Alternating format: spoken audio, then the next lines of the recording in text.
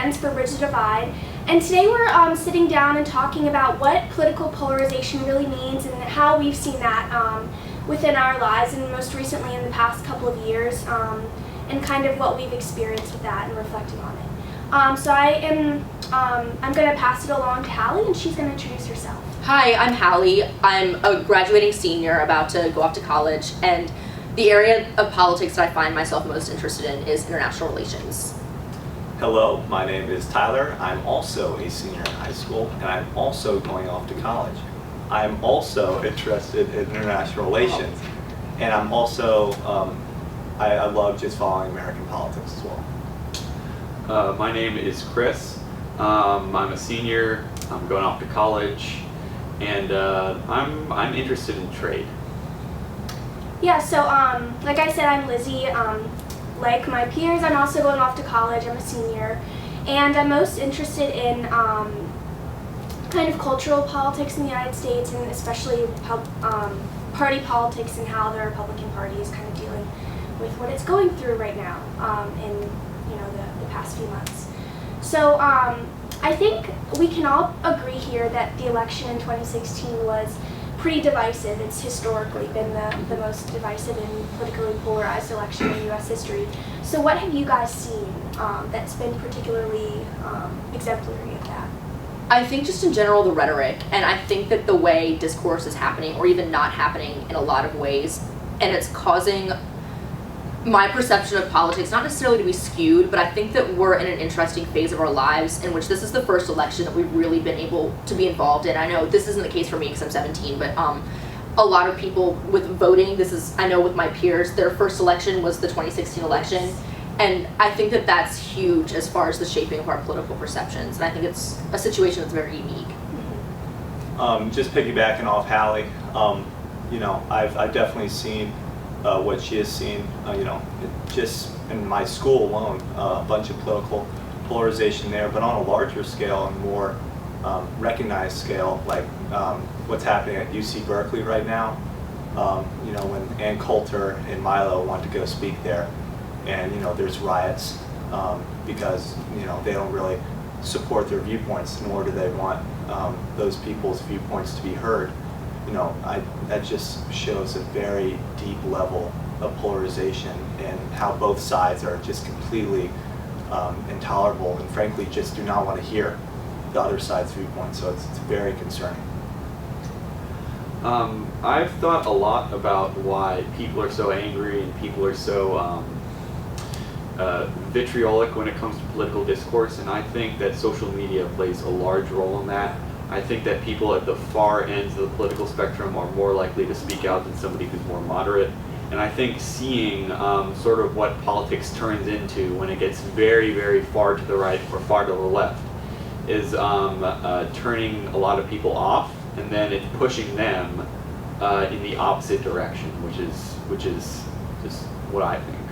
Yeah, Chris makes a great point that when we have such a divisive nature of the campaign that was run for the presidential bid in 2016, and people are seeing that and maybe interacting with politics for the first time, and really all that they know, like Hallie said, is that you're either far to the right or far to the left, and the rhetoric that you're using is divisive. And I think that is it pervades into our academic settings and our schools, and especially on social media. So we're really teaching people a dangerous way to interact with politics.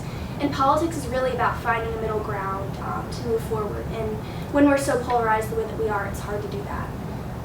And to continue the point that Chris brought up about the far left and the far right, especially with social media, when you get people that are so vocal and they have such an available platform for it, you lose the middle. And even not necessarily on social media, but in everyday life and in everyday conversation, people who are more moderate feel like they're more afraid to speak up, not necessarily in a situation with someone who maybe is on the far right of their, or far left of their side of the spectrum, but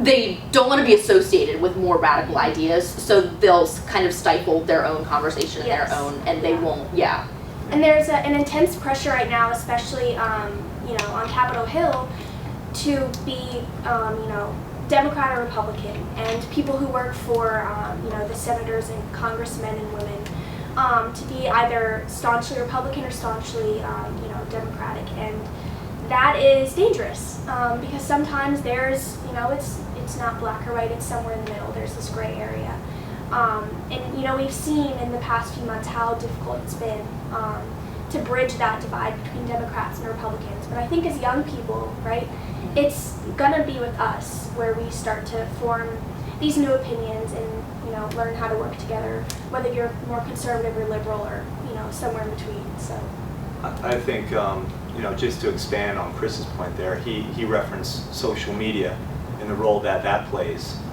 in really amplifying the more radical wings of the party. I would expand that to just media in general. Political polarization and tough elections and campaigns. That's nothing new in American politics. I think it was Thomas Jefferson and John Adams. They had like the nastiest political campaign. I think John Adams, said like TJ was like, he was like playing around with posters women. with interesting, just mudslinging. But I think the creation of media and really the entertainment value that the media organizations are going for, they tend to really focus on those radical wings because it gets views, it gets the money. So I think that's a very dangerous thing that the media is doing. Yeah, I agree with that. I think that also not only social media, because it's a relatively new phenomenon, but also just the dawning of the 24-hour news media syndicates.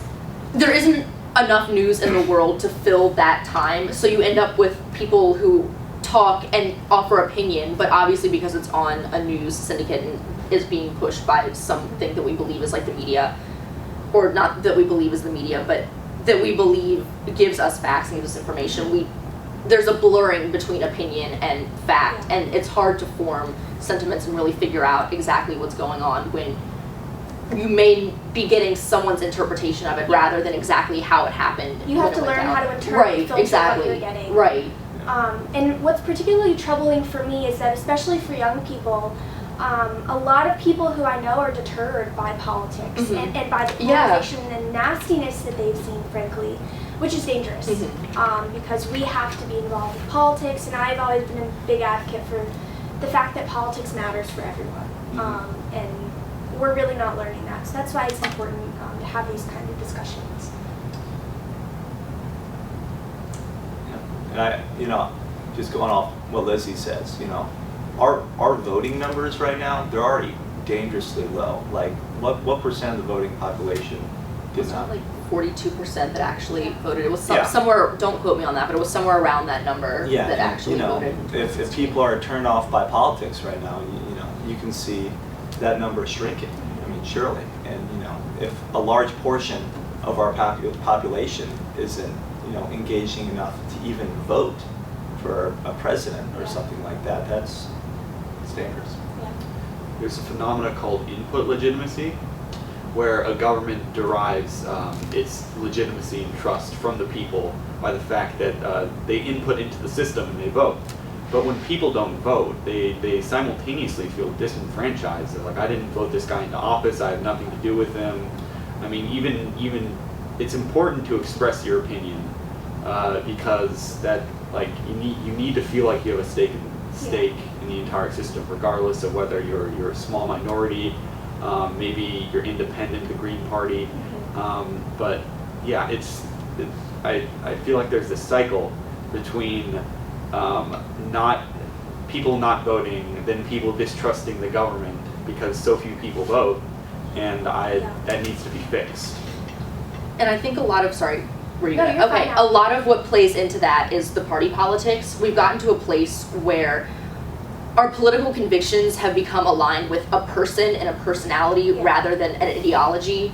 And I think that, to me, it's never really made sense, the notion that you would be willing to sacrifice portions of what you believe for just to vote for a specific person. And obviously, when we're talking about politics, it's important to talk about compromise and consensus, but the notion that we are kind of moving into a place where it's more of a personality type of system rather than a party and ideology sort of system is Yeah. worrying. And what I've thought a lot about is that, people are embarrassed to say that they're, a part of they're a Democrat or they're a Republican, and that's also really dangerous because while you have to understand that, you are part of a common nation, we're all Americans, we're, a part of the United States, that there's also, there are certain things about respective parties that are really important, and working at the root of what those political ideologies mean and kind of merging those to form a future together for the United States is really important. But when we have people who are embarrassed to identify as either a Democrat or a Republican, or feel like they have to say they're moderate or undecided, that's also troubling. So, yeah, because, we're the people who are the future of not only the United States, but these parties, and who knows how much longer they'll be around if it's going the way it's going. Tangentially related to what Lizzie said, I feel like regardless of your party affiliations and whether you identify with, say, Bernie Sanders or Trump or Clinton more, I think it's important to remember that most every politician, if not all of them, want what's best for the country, even if we disagree what's best for this country. Yeah, that's a good point that Chris makes. So, we're all Americans, but what do you guys think about international politics right now? And kind of how certain divisiveness is playing out there, or maybe, it's not as prominent in other nations?